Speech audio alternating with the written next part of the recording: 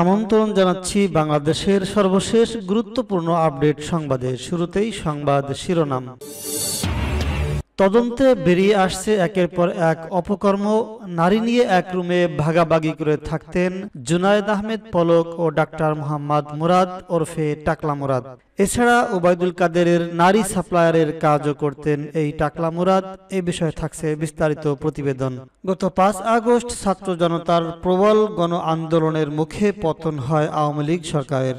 তারপর থেকে আওয়ামী লীগের অনেক নেতাকর্মী রয়েছেন বিচারের মুখোমুখি, আবার অনেকেই আছেন পলাতক।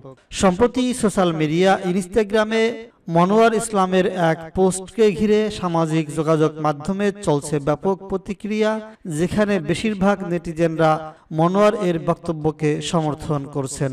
গত ২০ ফেব্রুয়ারি মনোয়ার ইসলামের ওই পোস্টে জানানো হয়, হোটেল ইন্টারন্যাশনাল কন্টিনেন্টালে ঢাকাতে মোট ৫টা প্রেসিডেন্সিয়াল সুইট রয়েছে। আওয়ামী লীগের আমলে সারা বছর জুড়ে ৫টা সুইট অলিখিতভাবে বুক করা থাকতো। আওয়ামী লীগের শেষ ১০ বছরের বিভিন্ন সময় তৎকালীন সর্বোচ্চ ক্ষমতাশালী ব্যক্তিদের নামেই এসব সুইটস হোটেল বুকিং করা থাকতো। ২০১৯ থেকে ২০২১ সাল এই সময় হোটেল ইন্টারন্যাশনালে ৫টা প্রেসিডেন্সিয়াল সুইটস এর মধ্যে ৪টা সুইটস বরাদ্দ ছিল যথাক্রমে ওবায়দুল কাদের, সালমান এফ রহমান, বেনজির আহমেদ, জিয়াউল আহসানের নামে। তবে ৫ নাম্বার প্রেসিডেন্সিয়াল সুইটটা বরাদ্দ ছিল বিভিন্ন ২জন ব্যক্তির নামে, অর্থাৎ একটা সুইট ২জন আলাদা ব্যক্তি শেয়ার করত। মাঝে মাঝে এমনও হয়েছে যে ২জন ব্যক্তি একই সময়ে হোটেলে হাজির হয়ে গিয়েছে। যদিও প্রেসিডেন্সিয়াল সুইটসে ২টা রুম রয়েছে, তবে প্রাইভেসির একটা ব্যাপার থাকা দরকার। কিন্তু সেই ২জন ব্যক্তি যেহেতু পূর্ব পরিচিত, তাই তাদের লজ্জা শরমের বালাই ছিল না। আবার মাঝে মাঝে এমনও হয়েছে যে রুমে একাই সাথে ৩জন ব্যক্তিকে একই কান্ট্রিতে থাকতে হয়েছে, কারণ একজন তার লুডো খেলার সঙ্গী পাইছে, অন্যদিকে অপরজনের লুডো খেলার সঙ্গী ডায়রিয়ায় ভুগছেন। তখন সঙ্গীবিহীন ব্যক্তি লুডো খেলা বাদ দিয়ে ঘুমাইতো নাকি ৩জনে একসাথে লুডো খেলতো, সেটা খোদা ভালো জানেন। যাই হোক, এই ২জন ব্যক্তির একজন ছিলেন তথ্য প্রতিমন্ত্রী ডাক্তার মোহাম্মদ মুরাদ হাসান, অপরজন ছিলেন আইসিটি প্রতিমন্ত্রী জুনায়েদ আহমেদ পলক।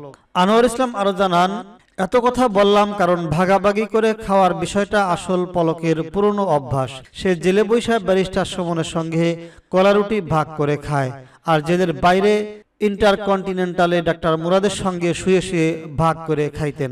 আরো একটা ইন্টারেস্টিং ব্যাপার হইতাছে, ডাক্তার মুরাদ তেমন ক্ষমতাবান কোনো ব্যক্তি না হয়েও ইন্টারকন্টিনেন্টালে একটা প্রাইভেসিয়াল সুইটস বাগান নিয়েছিল। কারণ নারীলিপসু মুরাদ তথ্য প্রতিমন্ত্রী হওয়ার পর মিডিয়া জগতে অপকর্মের অবাধ বিচরণ শুরু করে। সেই মুরাদে আরেক নারীলিপসু ওবায়দুল কাদেরের প্রধান সাপ্লায়ার হিসেবেও ডাক্তার মুরাদ নিয়মিত সেবা প্রদান করত। ওবায়দুল কাদেরকে নিয়মিত খেদমত করার জন্য গিফট হিসাবে ডাক্তার মুরাদকে দেওয়া হয় একটি প্রেসিডেন্সিয়াল সুইট। এতে আরো জানানো হয়, হাসিনা সরকারের আমলে প্রতিমন্ত্রী জুনায়েদ আহমেদ পলকের ঘনিষ্ঠ আমলাদের নেতৃত্বে তথ্য ও যোগাযোগ প্রযুক্তি আইসিটি খাতে ছড়িয়ে দেওয়া হয়েছিল দুর্নীতির জাল। বিভিন্ন প্রকল্পের নামে আইসিটি বিভাগ থেকে হাজার কোটি টাকা আত্মসাতের অভিযোগ রয়েছে এই চক্রের বিরুদ্ধে। এখন রাজনৈতিক পট পরিবর্তনের পর তারা একই কায়দায় লুটপাটের ছক করছে। আইসিটি বিভাগ, বাংলাদেশ হাইটেক পার্ক কর্তৃপক্ষ এবং তদন্তকারী সূত্রগুলো এই তথ্য নিশ্চিত করেছে। অভিযোগ রয়েছে, আমলাদের কেউ কেউ আগে ঠিকাদারি নিয়ন্ত্রণ করতেন, কেউ কমিশন, নিয়োগ, বাণিজ্য দেখভাল করতেন। ৫ আগস্ট আওয়ামী লীগ সরকারের পতন হলেও চক্রের সদস্যরা আছেন বহাল তবিয়তে। ব্যাপক দুর্নীতির অভিযোগ থাকার পরও তাদের অনেকেরই বিরুদ্ধে ব্যবস্থা না নিয়ে উল্টো পদোন্নতি ও বাড়তি দায়িত্ব দেওয়া হয়েছে। ডাক, টেলিযোগাযোগ ও তথ্য প্রযুক্তি মন্ত্রণালয়ের বিভিন্ন প্রকল্প ও দপ্তরের কার্যক্রম থেকে গত ১০ বছরে প্রায় ২০,০০০ কোটি টাকা লুটপাটের অভিযোগ রয়েছে তথাকথিত পলক সিন্ডিকেটের বিরুদ্ধে। পুলিশ রিমান্ডে পলক তার নেতৃত্বাধীন সিন্ডিকেটের সদস্যদের নাম প্রকাশ করেন। তারা হাইটেক পার্কের দুর্নীতিতে জড়িত ছিলেন। সূত্র জানায়, জিজ্ঞাসাবাদে পলক জানিয়েছেন, হাইটেক পার্কের দুর্নীতিতে তার সঙ্গে মাস্টার মাইন্ড ছিলেন সাবেক MP Bikarna Kumar Ghosh, hitech park কর্তৃপক্ষের সাবেক পরিচালক অর্থ ও প্রশাসন তবিবুর রহমান, হাইটেক পার্কের ১২ আইটি প্রকল্পের পরিচালক একেএম ফজলুল হক। সূত্র জানায়, জিজ্ঞাসাবাদে জুনায়েদ আহমেদ পলক জানিয়েছেন, হাইটেক পার্কের দুর্নীতিতে তার সঙ্গে মাস্টার মাইন্ড ছিলেন সাবেক MP Bikarna Kumar Ghosh. Hitech park কর্তৃপক্ষের সাবেক পরিচালক তবিবুর রহমান, হাইটেক পার্কের আইসিটি প্রকল্পের পরিচালক AKM ফজলুল হক। এই সিন্ডিকেটের সহযোগীকারী হিসেবে পলকের স্কুল বন্ধু ও তার সাবেক PS আব্দুল বারী, হাইটেক পার্কের উপপরিচালক নরোত্তম পাল, জনসংযোগ কর্মকর্তা গোলাম কিবরিয়া, উপপরিচালক ব্যবস্থাপনা পরিচালকের PS এর দায়িত্ব পালনকারী শফিক উদ্দিন ভুইয়া এবং হাইটেক পার্ক কর্তৃপক্ষের ডিজিটাল উদ্যোক্তা নুরুল ইসলাম এর নামও রয়েছে। জানা গেছে পলকের অর্থের মূল যোগানদাতা নুরুল ইসলাম রাজনৈতিক পট পরিবর্তনের পরও সক্রিয়। কারণ বাজারে 160 কোটি টাকা ব্যয়ে নির্মাণাধীন সফটওয়্যার টেকনোলজি ইঞ্জিনিয়ারিং এর কাজ দিতে পলকের নির্দেশে তাদের সুবিধা মতো শর্তাবলী ও ব্যবস্থা করে দেওয়া হয় এবং টাকা হাতিয়ে নেওয়া হয়। অন্তর্বর্তী সরকার দায়িত্ব নেওয়ার পর তদন্ত কমিটি অনুসন্ধান হাইটেক পার্ক কর্তৃপক্ষের বিভিন্ন প্রকল্পে ব্যয় অনিয়ম ও দুর্নীতি তথ্য মিলেছে।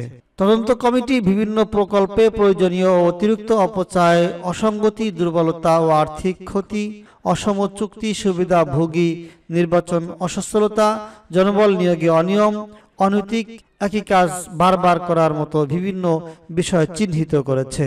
তদন্ত প্রতিবেদনে বলা হয়েছে আইটি ট্রেনিং ইনকিউবেশন সেন্টার স্থাপন এবং অন্যান্য নির্মাণ প্রকল্পের প্রয়োজনের চেয়ে অতিরিক্ত জমি অধিগ্রহণ করার অর্থের অপচয়, অধিক ভূমি উন্নয়ন ব্যয়, জেলা ও উপজেলা পর্যায়ে প্রয়োজনের বেশি অবকাঠামো নির্মাণ করে মোটা অঙ্কের টাকা অপচয় করা হয়েছে।